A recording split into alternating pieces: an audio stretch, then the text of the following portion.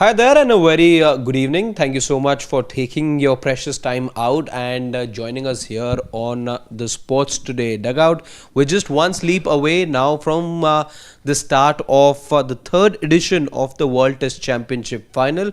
As you would know by now, it is Australia against South Africa, who by the way finished as the table toppers after the conclusion of the 2-year WTC cycle. It was Australia who finished in second place.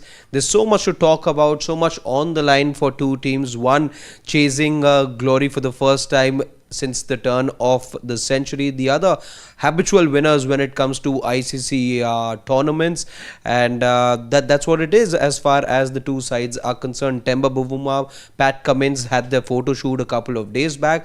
Now in fact at the moment we're hearing that the 11s are also out. But before we run you through the 11s, Sarshwat joins me on today's dugout. Sarshwat, we're just one sleep away now, and it'll be the start of the process to find the third World Test Championship winner. Now, are we even have a second winner? Are we looking at a new winner? If it's been a season of finding new winners, it's been a season of droughts coming to an end. We've done that story. We've talked about it so many times. The trophy drought ended after 17 years for RCB. For Bologna, it ended in the German Cup. For PSG, they won the first ever Champions League in their history. Crystal Palace, in their 120 years of history, won their first ever major tournament as they won the FA Cup. Can South Africa also go ahead in what has been the season of trophy droughts ending, also go ahead and do something special for themselves? See, ideally, if we just look at the teams on paper, on form, on what brand of cricket they play, how much assurance they give, I think it's not even a competition in that sense. It's straight away Australia. And just if we just go by cricketing logic and how cricket actually works, it's just straightforward one way. All the bets would be on Australia at this point of time. And I think they would be overwhelming favourites when this game starts. But at the end of the day, cricket isn't played on paper. It's at the end of the day you have to play it on ground. But when it comes to playing on ground as well, this Australian team just looks formidable. Not too many changes from what they faced India a couple of years back. Years back. I'm talking about the WTC final. Okay. So this team, Usman Khwaja, Labus Kakne, Cameron Green, Steve Smith, Travis Head, Webster, Carey, Pat Cummins, Mitchell Starc, Nathan Lyon, Josh Hazelwood, all of these 11 men in the Australian team, I think clearly favourites. But South Africa somewhat give me a little bit of hope this time around. I know they don't have too many test specialists in that sense. They've not lost a single match. 7 games in the last 8. They've won 7 and drawn 1. And as I said, they were the ones who finished right on top of the pile. But again, giving them any chance at all or not? I'm giving them a chance. I know lots of people will debate on this fact that maybe the way they made it through the WTC final, that is something that can be questioned, but at the end of the day it's not their fault. It's interesting you mentioned that. ICC's rule only. It is, and absolutely. they haven't played series because basically it is like, I'm right that the number of matches you're playing in a series, that determines how many percentage points you're getting. No, so if a team is playing 5, if a team is playing 2, the overall is going to be similar. Your chances of losing increase when you're part of a longer series. Now, part of longer series, see, you can look at it this way. If it was a 3-match series against Australia instead of a 5-match series, you would have Bumrah in all 3.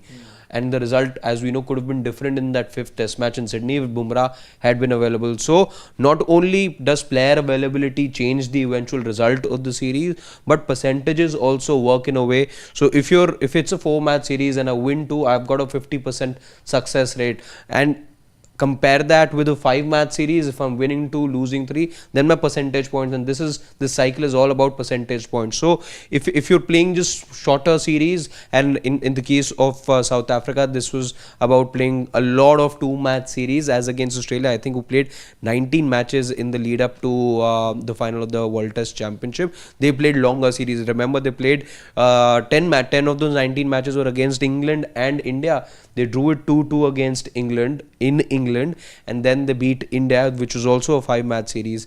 So yes, debatable, but interesting you mentioned that, because Aiden Markram, I think a day or two back, went ahead and said that in fact it is the short series that perhaps will hold his team in good stead come the final, because they're used to playing the short series. This is not a long, this is not going to be a long affair as well. It's not a long series, it's a one off. And for that reason, perhaps you're going to be seeing this go down well for South Africa. But speaking of South Africa, let's have a look at what is it that their road to the final of the World Test Championship looked like. They won one out of the last 5 Test matches and beaten in the last 7. Shashwat, if you could take us through their road to the final. They won one out of the first 5 Test matches that they played. I remember they were not too keen to sending their main squad for the Test series as well, if memory serves me right. It was a push and pull. People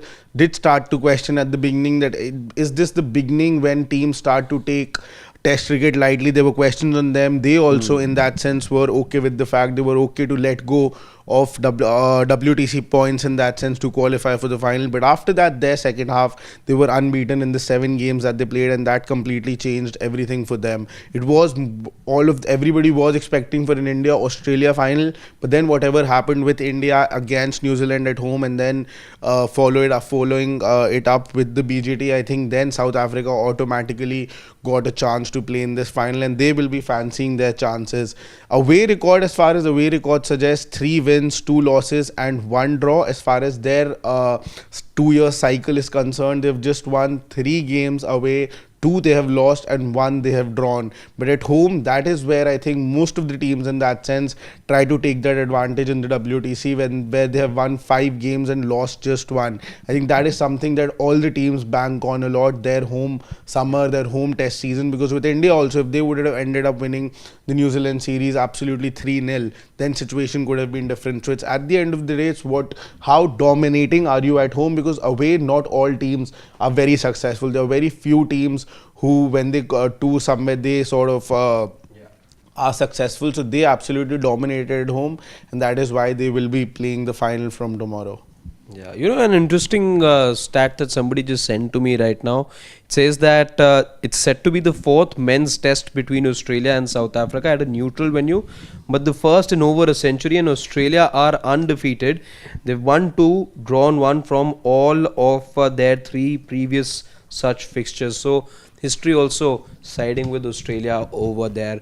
But as we told you, the 11s for both the teams are now out. Did they get to practice today though? The Australian team, yes. So they got a look in on Sunday, and I heard then later that they managed to get some time. Yesterday was a full-blown day of practice at the Lord's facilities. And why Shashwat says that is because, in case you haven't seen that story on Sports Today, there were reports that the Australian team didn't initially get access to the Lord's training facilities because the Indian team has been training over there for a couple of days already, and the bookings were made for the BCCI. So Australia was asked to go and practice about 3 hours away in Beckenham. That's where they were sent, and they spent time there. But now they're back, and they should now be well accustomed to the Lords, which is where the match is going to be taking place. Let's quickly run you through the playing 11s, because both sides have gone ahead and named their 11s. Let's start with Australia, the team that we were talking about at the moment. As Ashwat also earlier highlighted, they've got a very strong squad, and look at that 11. They've gone ahead with Usman Khwaja, Marnus Labuschagne. Cameron Green makes it to number 3. Remember, he's not going to be. Order-wise, yeah. But I actually won't be surprised if they stick with this batting order. What I was looking at. Don't you see Marnus Labuschagne coming at 3 and Cameron Green open then?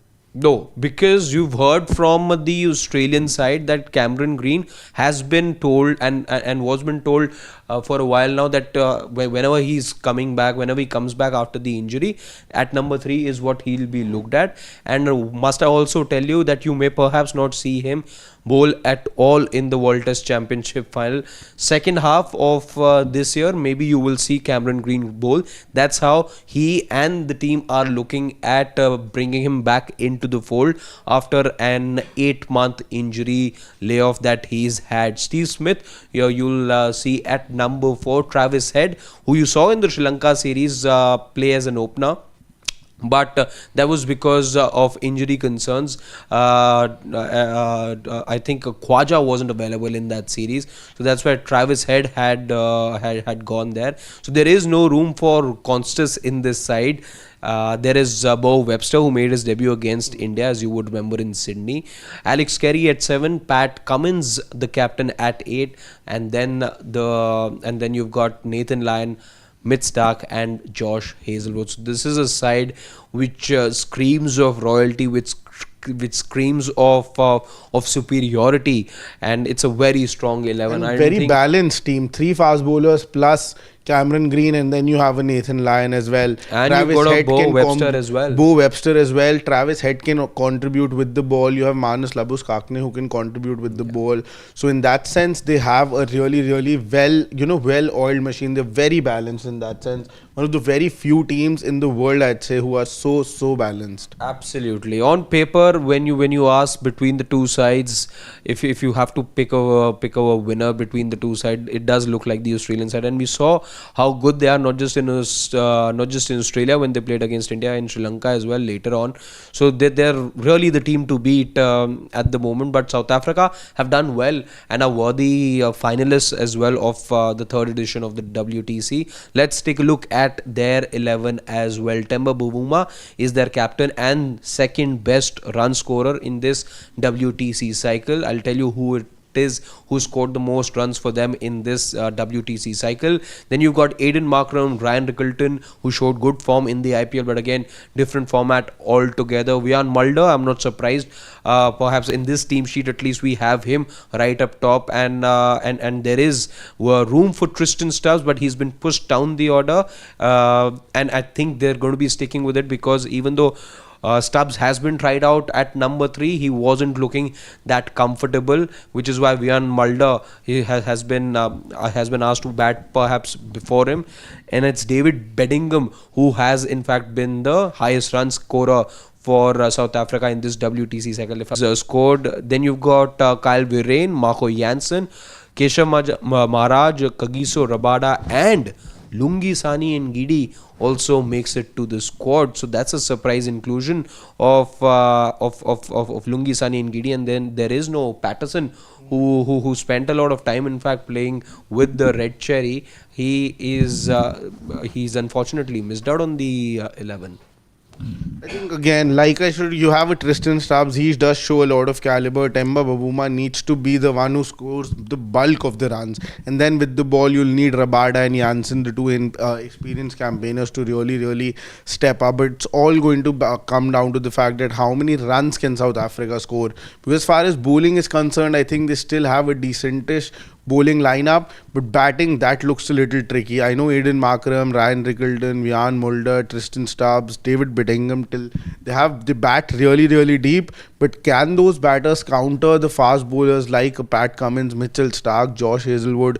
It looks really tough. They'll really have to show their character when they come out for the WTC final. It will be a test of their character more than their skill. I think Patterson missing is a big miss there for South Africa.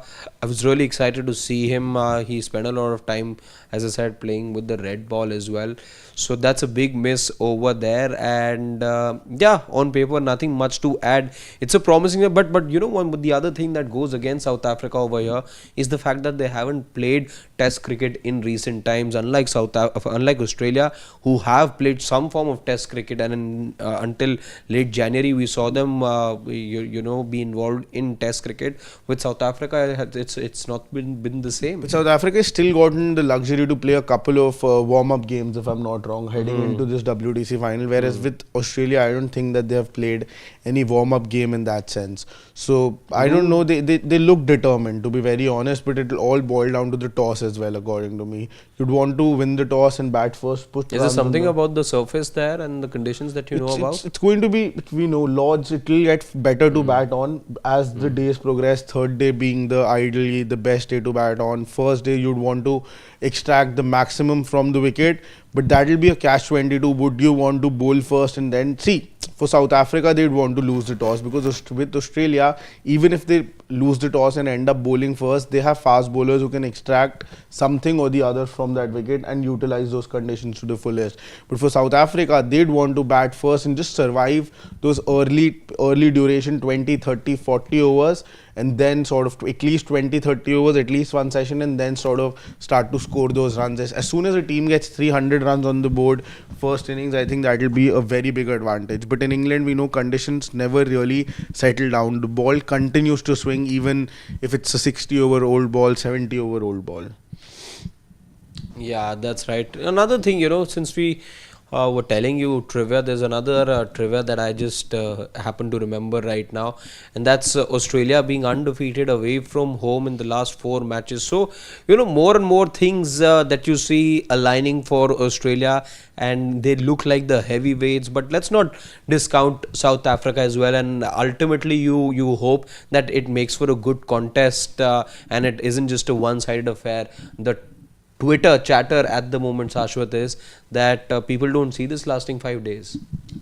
How many test matches do you see lasting 5 days nowadays? Even I don't see it lasting. Are you expecting this one to go the distance? No, not 5 days. I'm expecting it to go 3 to 4 days at max, 3.5 to 4 days at max. But 3 days, I think, would be ideal. And what are we going to be doing the next 2 days then? The next 2 days, we'll join the family at 6:15 instead of 11:30 then. By the way, since Shashwat says about 11:30, that'll be the time that we are going to be coming live to you. We'll be breaking down the day's play, and that's going to be our routine for all the 3, 4, 5 days, whatever it is that this WTC final lasts, and that's going to be our coverage plan. So join us, and that's where we look forward to not just bringing our analysis, but we also look forward to your thoughts when it comes to WTC final again between Australia and South Africa. We'll quickly have a look at some of your comments before we call it a wrap. And yeah, let's just begin with the first one. Coming from the next big thing says that no one's interested, is what next big thing says. People are talking on Virat win on RCB or RCB.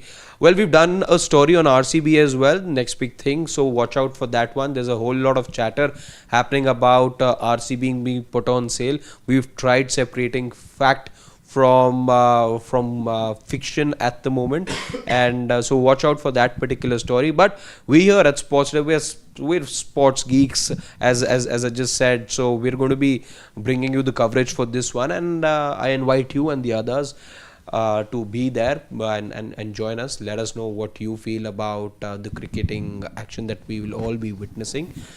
And let's just take the next one now. Syed says South Africa winning this one. And let's see if that happens, we'll get our new WTC winner in a year where, as I said earlier, you've looked at so many new champions emerge. Hemshah also says the same, that this year is the year of new champions. And that's to say that he's backing South Africa to go ahead and win this one. Keshav wants to know where Nikhil is. He's not here in the studio with us today, but he's going to be joining us soon enough. He's just away at the moment. Music is Love says that he's eagerly waiting for the WTC final. He's supporting Pat Cummins. Hope he wins it. Well, if that happens, Music is Love, then you will have Australia become the first side to go ahead and successfully defend their WTC crown. Yes, Shivam, we've taken that one. And yeah, just a couple more before we wrap things up over here.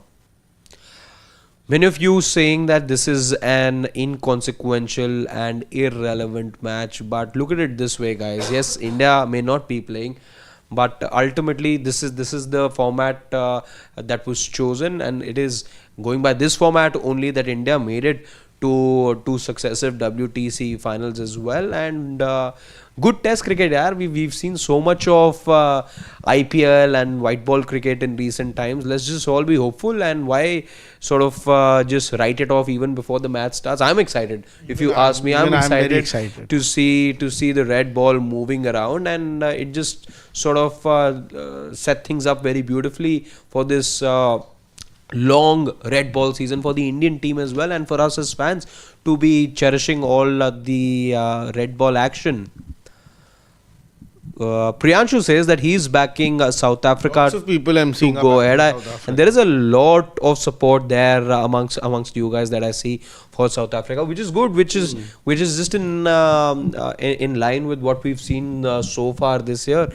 That teams that have not gone ahead and won have and going by that logic, there's so many of you who want South Africa to have a major silverware for the first time since '98. Remember, it was the Wills International Cup that they won, and after that, there's been a lot of heartbreak for them, including one that India inflicted not too long back. Manikant Reddy, who's an RCB loyal fan, says that being Shashwat and heartbreaks never ending story. Shashwat, what does that mean? I don't know which heartbreak is. You've had a heartbreak? No. All good? Yeah, all good.